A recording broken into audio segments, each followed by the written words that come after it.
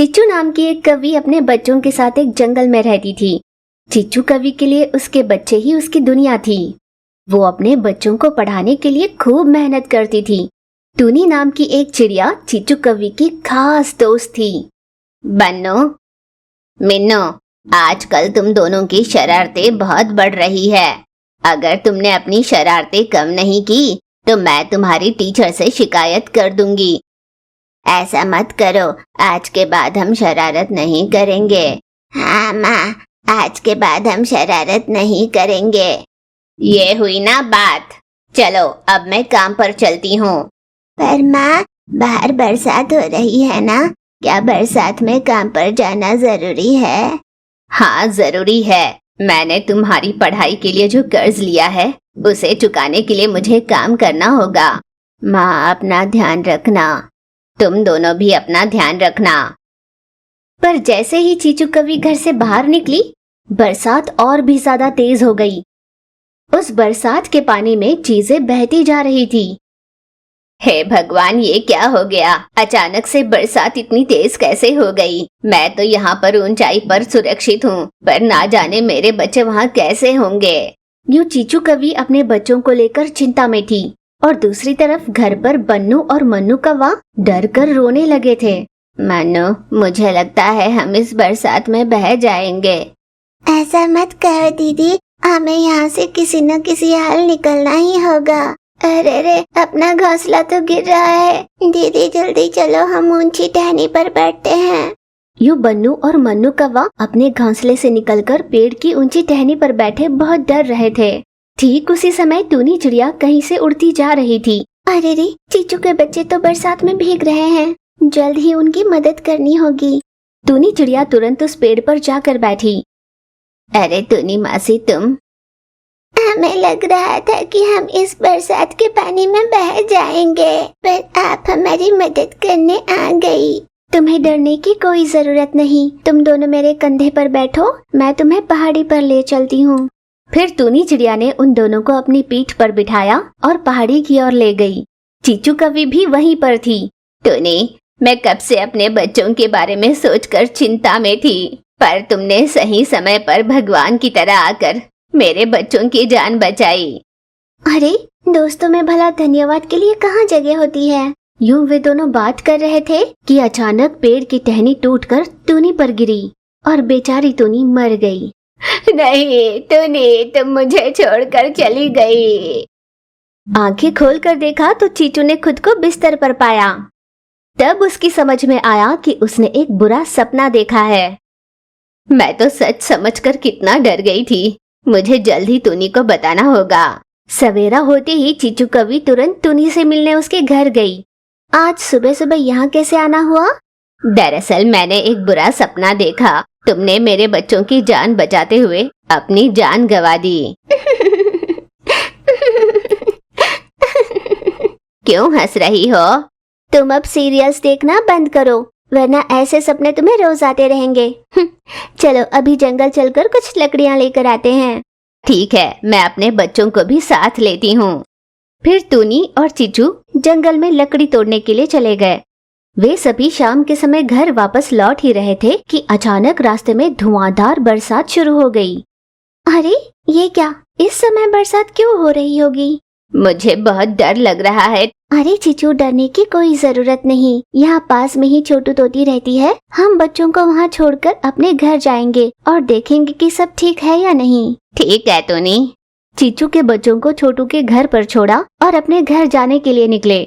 बरसात के पानी में कई पक्षी बह जा रहे थे। देखो, अपने दोस्त बह रहे हैं। चलो हम उनकी मदद करते हैं। फिर उन दोनों ने मिलकर कई पक्षियों को बहने से बचा लिया। तभी वहाँ पर मही चिल्लाई, टूनी, छोटू तोती का घर बिखर रहा है। चीचू, तुम्हारे बच्चे पानी में बह रहे हैं। चीचू जल्दी चलो। चीचू और टूनी तुरंत छोटू के घर के लिए निकले। तब तक चीचू कवि के बच्चे पानी में बह रहे थे। तुम जल्दी से मन्नू को बचाओ और मैं जाकर बन्नू को बचाती हूँ। यूं उन दोनों ने बच्चों को बहने से बचाया। टूनी, अगर आज तुम ना होती तो ना जाने मेरे बच्चों का क्या होता। अरे दोस्त, दोस्तों के बीच ऐसी बातें क्यों? यूं वे दोनों बात कर ही रहे थे कि सच में पेड़ की टहनी टूटकर टूनी पर गिरी। और टुनी सच में ही मर गई। चीचू कवि और उसके बच्चों को इस बात का बहुत दुख हुआ। एक जंगल में कई तरह की पक्षी साथ में रहती थी। उस जंगल में एक नदी बहती थी। गर्मी के मौसम में सभी पक्षी उस तपती गर्मी को बर्दाश्त नहीं कर पाते तो नदी के पानी में खूब खेला करते। वैसे हर बरस गर्मी के मौसम में धूप तो बढ़ती जाती थी, पर उस जंगल में रही नदी का पानी कभी सूखा नहीं। लूसी, लूसी, क्या तुम जानती हो? क्या बात है टूनी? मेरी तो हंसी नहीं रुक रही। अरे मुझे भी तो बताओ, मैं भी हंसूं। अपना वो चीचू कौवा है ना, वो पिछले कई समय से कह रहा है कि वो छोटू तोती से प्यार करता है, और मैंने उन दोनों को कई बार साथ में घूमते हुए भी देखा। मुझे लगा छोटू तोती भी उससे प्यार करती होगी। हाँ तो ये अच्छी बात है ना, उन दोनों की शादी करानी चाहिए। क्या अच्छी बात है, आगे भी तो सुनो। हाँ तो बताओ ना। मैं पानी पीने के लिए नदी के पास गई थी। मैंने देखा चीचू कौवा अपने हाथ में 2 आइसक्रीम लिए आ रहा था। मैंने उससे पूछा कि दूसरा आइसक्रीम किसके लिए, तो उसने बताया छोटू तोती के लिए। मैंने कहा ठीक है, और मैं भी उसके पीछे चल पड़ी। वहाँ पहले से ही छोटू तोती माही चील के साथ बात कर रही थी। जब चीचू ने छोटू को आइसक्रीम दी तो छोटू ने उसे थैंक यू भैया कहा। उस समय तक इतना खुश था चीचू, उसकी बात सुनते ही जमीन पर गिरकर छटपटाने लगा। जब से मैंने वो सीन देखा है ना, मेरी तो हंसी ही नहीं रुक रही।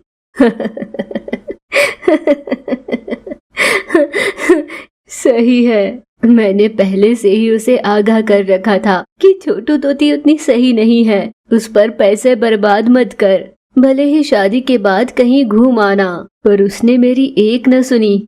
अब देखो क्या हाल हुआ है। मैंने नदी से पानी लाकर उसके मुंह पर छिड़का। आधे घंटे के बाद होश आया उसे। अच्छा, अब वो क्या कर रहा है? उसके तो सारे पैसे खत्म हो गए। जितने थोड़े बचे थे उससे वो चने बेच रहा है जंगल में। एक बार उसने धोखा खाया, कम से कम बिजनेस सोच समझ कर करेगा। और बताओ दुनी। लूसी, इस बार की गर्मी देखकर बहुत डर लग रहा है। सुना है कई नदी और तालाब सूख रहे हैं। ये सोचकर डर लग रहा है कि हमारा क्या होगा। पर टूनी, अब तक अपने जंगल के नदी का पानी एक बूंद भी नहीं सूखा है। हाँ, मैं भी बस उसी उम्मीद पर हूँ। यूं उन दोनों ने आपस में बातें की।